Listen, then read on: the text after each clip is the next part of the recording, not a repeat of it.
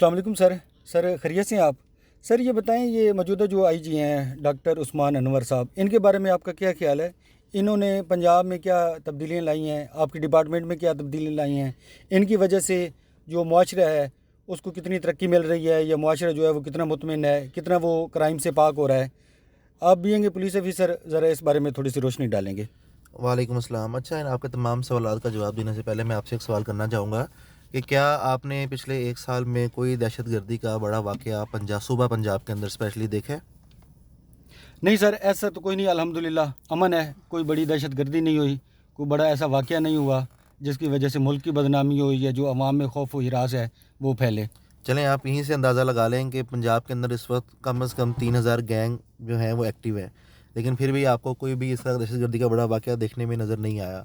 इससे IG Punjab doctor Usman Anwar साहब की जो है वो आपको एक प्रोफेशनलिज्म नज़र आता है कि उन्होंने किस तरह से, पंजाब कोई छोटा सूबा नहीं है, इससे तकरीबन काफ़ी छोटे ममालिक इस दुनिया में मौजूद हैं, लेकिन उन्होंने फिर भी 10 करोड़ वाली आबादी का सूबा जो है पंजाब, उसको कंट्रोल किया और कोई भी दहशतगर्दी का वाक़या पेश नहीं आने दिया। और जहाँ तक बात है कि उनकी पर्सनैलिटी कैसी है, उनकी शख्सियत कैसी है, तो वो बहुत ही एक पढ़े लिखे इंसान हैं। जैसा कि आपको पता होगा कि वो किंग एडवर्ड से डॉक्टर हैं। बहुत ही सुलझे हुए इंसान, बहुत ही नफ़ीस इंसान, अपने साथियों से, अपने मुलाज़मीन से, जो हम रैंकर्स हैं, उनसे बड़े ही प्यार मोहब्बत से बात करने वाले इंसान हैं। और वो पुलिस डिपार्टमेंट को एज़ एन एम्प्लॉयी नहीं, वो as an victim, as an user देखते हैं कि अगर कोई शहरी, एज़ अ शहरी वो उस चीज़ों को लेके चल रहे हैं। अगर कोई शहरी थाने में आता है तो उसको किन मुश्किलात का सामना होता है, वो उनको रिज़ॉल्व करने के बारे में, उनको हल करने के बारे में सोच रहे हैं। इसका सबसे पहला जो उन्होंने मुज़ाहिरा किया वो ये किया कि पुलिस डिपार्टमेंट्स को स्टेट ऑफ द आर्ट बना रहे हैं। जैसे कॉर्पोरेट सेक्टर के ऑफिसेज़ होते हैं, वैसे पुलिस डिपार्टमेंट्स बनाए जा रहे हैं। उसकी क्या वजह? उसकी वजह ये है कि अगर पुलिस डिपार्टमेंट में एक डर का माहौल होगा, तो आम शहरी आने से ही डरेगा। वो अपनी कंप्लेन ही रजिस्टर नहीं करवाएगा कि मैं यहाँ जाऊँगा तो कहीं मुझे ही उल्टा पकड़ ना लिया जाए। तो उस खौफ की फ़िज़ा को कम करने के लिए, उसको ज़ाइल करने के लिए उन्होंने ऐसा ऐसा एनवायरनमेंट बना दिया है पुलिस डिपार्टमेंट का कि आपको लगेगा शायद आप जैसे सिम लेने के लिए बाहर जाएँगे, किसी गैस के ऑफ़िस में, टेलीनॉर के ऑफ़िस में, और उस तरह से आपको ट्रीट किया जाएगा।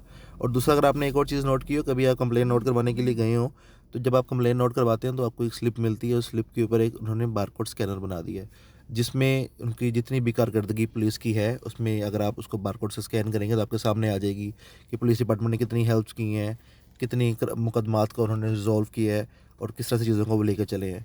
तकरीबन 1,50,00,000 लोगों को इस 1 साल के अंदर जो है वो हेल्प किया गया है पंजाब पुलिस के थ्रू। और दूसरा, अगर आपको पता है कि ये सब कुछ मैंने चीज़ें आपको बताई हैं एज़ एन शहरी के, एज़ एन पुलिस एम्प्लॉय, मैं खुद उनका जूनियर हूँ और मेरे महकमे में वो मुझसे किस तरह डील कर रहे हैं, मैं आपको इस सिलसिले में बताता हूँ कि एक सिपाही के लिए या एक पुलिस ऑफिसर के लिए, किसी भी सरकारी मुलाजिम के लिए प्रमोशन जो होती है वो इस तरह होती है कि उसके लिए उसके जिस्म में नई ज़िंदगी फूंक दी जाए, उसमें दोबारा से अपनी जवानी वाला जोश व वलवला आ जाता है और दोबारा उसी ज़ील और ज़िद से काम करना स्टार्ट कर देता है। क्या आपको पता है कि आईजी साहब ने पंजाब पुलिस के अंदर 14,000 प्रमोशन जो पेंडिंग थी, वो उन्होंने इस 1 साल के अंदर की हैं, और उनका 7,000 मज़ीद प्रमोशन करने का इरादा है, और ये तमाम प्रमोशंस जो हैं वो ऑन मेरिट हुई हैं।